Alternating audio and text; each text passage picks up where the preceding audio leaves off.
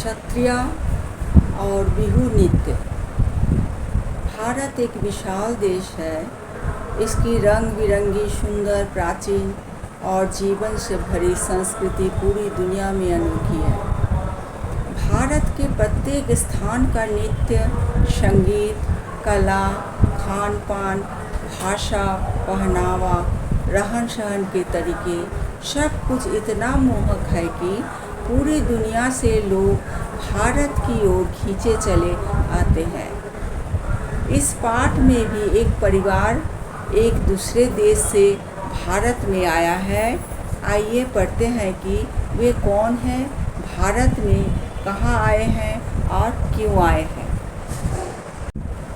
Angela London के जाने माने इलाके केंजिंगटन में रहती थी। उसका स्कूल घर से दूर नहीं था। उसका कोई सगा भाई बहन भी नहीं था। उसे जेम्स और कीरा नाम के दोस्तों के साथ समय बिताना पसंद था। वे सब आपस में मिलकर कई काल्पनिक खेल खेला करते थे। उन्हें ऐसी कहानियों का पात्र बनने में मज़ा आता था जिनमें दूर दराज की दुनिया का जिक्र हो। एंजेला को हर उस कहानी से प्यार था जिसमें उसे ताजमहल, एफिल टावर या कोलोजियम की यात्रा पर जाना हो। उसे बिल्कुल अंदाज़ा नहीं था कि जल्दी ही यात्राओं की उसकी ये कहानियाँ सच साबित होने वाली है। एंजेला की माँ एलेसेंडा एक डॉक्यूमेंट्री फिल्म निर्माता थी। उन्हें लंदन की ब्रिटिश अकादमी से असम के नृत्य परंपरा पर एक डॉक्यूमेंट्री बनाने के लिए वित्तीय मदद दी गई थी। पेचीदा बात यह थी कि उनके पास इस काम को पूरा करने के लिए सिर्फ 1 महीने का वक्त था। उन्होंने एंजेला के स्कूल में उसकी वसंत की छुट्टियों को 1 हफ्ते और बढ़ाने की अनुमति ले ली, जिससे एंजेला और उसके पिता ब्रायन भी उनके साथ जा सके। एंजेला बहुत जल्दीबाजी में बनाई गई इस यात्रा की योजना से हैरान थी, पर उसकी माँ समय से यह काम पूरा कर सके, इसलिए वे सभी जल्दी ही तैयार हो गए। जब तक एंजेला कुछ समझ पाती, तब तक वह लंदन से नई दिल्ली होते हुए गुवाहाटी की उड़ान पर थी। यात्रा के दौरान माँ ने एंजेला को असम की खूबसूरती के बारे में कुछ बातें बताई। असम भारत के उत्तर पूर्वी क्षेत्र में है, जिसे अपने वन्य जीवन, रेशम और चाय के बागानों के लिए जाना जाता है। इसके साथ असम में नृत्य की भी एक समृद्ध परंपरा है। एलेसेंड्रा की डॉक्यूमेंट्री के केंद्र में असम के जनजीवन में नृत्य के महत्व को तलाशना था। वे जब यहाँ आ रहे थे तब अप्रैल का महीना चल रहा था। असम में ये नए साल का वक्त होता है। बसंत के आने की खुशी में वे सभी एक त्यौहार मनाते हैं जिसे बिहू कहा जाता है। एंजेला उसी रात इसे देखने जाने वाली थी।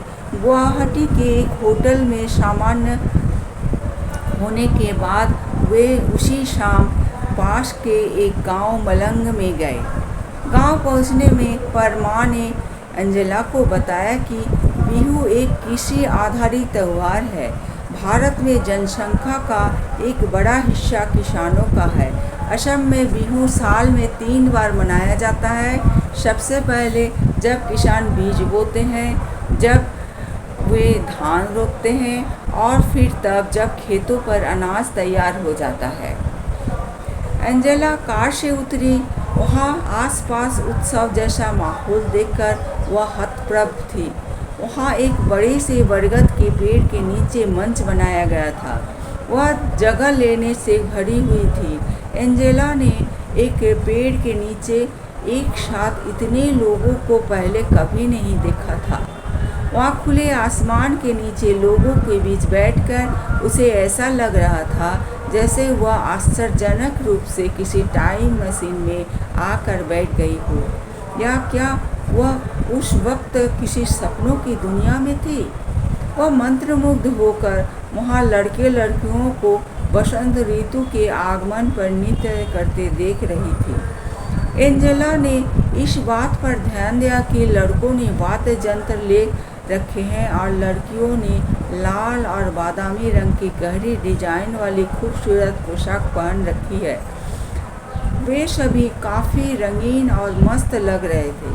उनका हिलता डुलता शरीर, हाथ पैर की हलचल से समझ आ रहा था कि वे मौज मस्ती के नृत्य में खोए हुए हैं। उसकी इच्छा हुई कि वह भी अपने घर पर बसंत के आगमन पर ऐसे ही नृत्य करेगी। बिहू नृत्य और इसके उत्सव से अचंभित एंजेला और उसके परिवार ने इसके साथ साथ लजीज पकवानों का पूरा आनंद लिया। जब वे वापस लौटे तब माँ ने एंजेला से पूछा कि उसे बिहू कैसा लगा। एंजेला के मन में कई तरह के विचार चल रहे थे। उसे अच्छा लगा कि इस उत्सव और नृत्य दोनों को बिहू कहा जाता है। उसने माँ से पूछा कि क्या संगीत और नृत्य सिर्फ त्योहारों पर ही होते हैं। माँ ने बताया पूरी दुनिया की संस्कृतियों में लोग नृत्य और संगीत से अपनी भावनाओं को व्यक्त करते हैं। खास तौर से भारत में बहुतायत ऐसा होता है। असम का बिहू नृत्य ग्रामीण जनजीवन के साथ साथ फसल लगाने से लेकर बसंत के आगमन तक से जुड़ा हुआ है। एंजेला की माँ अगले कुछ दिन डॉक्यूमेंट्री के तथ्य जुटाने और साक्षात्कार लेने में व्यस्त रही। एंजेला ने काफ़ी सारी बातों पर दूर से ही गौर किया। उसने महसूस किया कि लंदन के जीवन से यहाँ सब कुछ कितना अलग था। उसे अपनी माँ पर गर्व हुआ। वे एक वैज्ञानिक कहानीकार की तरह है जो अपनी फिल्मों के द्वारा बहुत सी चीज़ें एक साथ दिखाते हैं। अगले दिन वे उत्तरी असम की तरफ रवाना हुए जहाँ सभी सत्रों अर्थात मठों की पीठ है।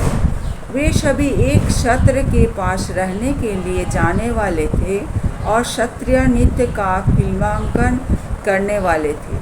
जब वे दक्षिणापथ सत्र पहुँचे तब वहाँ उनकी मुलाकात रीना सेन से हुई जो असम की एक जानी मानी लेखिका है।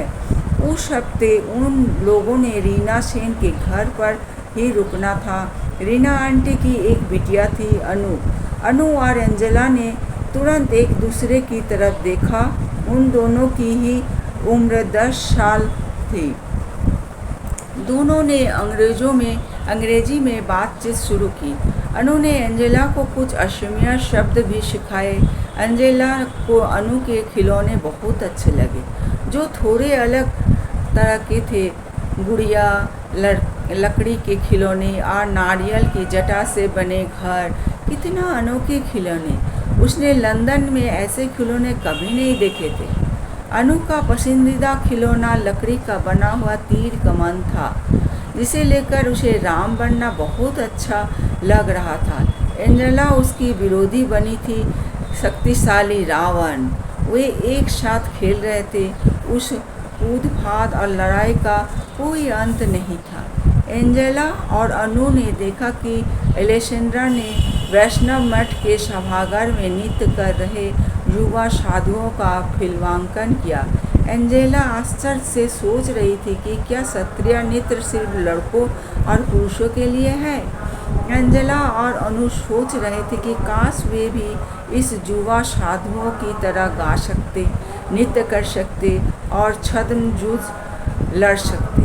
माँ ने एंजेला को बताया कि 20वीं शताब्दी के मध्य में कुछ साधु मठों से बाहर रखकर पुरुषों और महिलाओं को क्षत्रिय नृत्य सिखाने लगे। शुरू में ऐसे साधुओं को मठों से निकाल दिया गया, लेकिन आधुनिक दौर में महिला क्षत्रिय कलाकारों के लिए मंच का नृत्य करना आम बात हो गई है।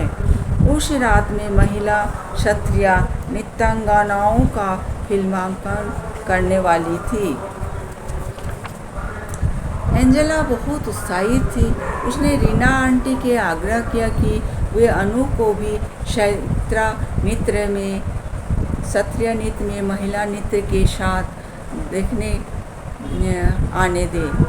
आंटी ने स्वीकृति दे दी। उस रात अनु और अंजेला क्षत्रिय नृत्य देखने गए, जिसमें भगवान विष्णु के 2 द्वारपालों जय विजय की कहानी थी। पर्दा उठा और अंजेला ने देखा कि सफ़ेद पगड़ी नुमा टोपी में 2 महिलाएं नृत्य और नाटक की शैली में कमाल का अभिनय कर रही हैं। जैसे जैसे कहानी आगे बढ़ी, उन दोनों ने देखा कि किस तरह जय और विजय ने कई बड़े ऋषियों को भगवान विष्णु से मिलने नहीं दिया, क्योंकि उस वक्त भगवान विष्णु सो रहे थे। वे ऋषि नाराज हो गए। उन्होंने जय विजय को असुर बनने का शाप दे दिया। भगवान विष्णु की नींद जब टूटी, तब उन्हें अपने द्वारपालों को बचाने के लिए आना पड़ा।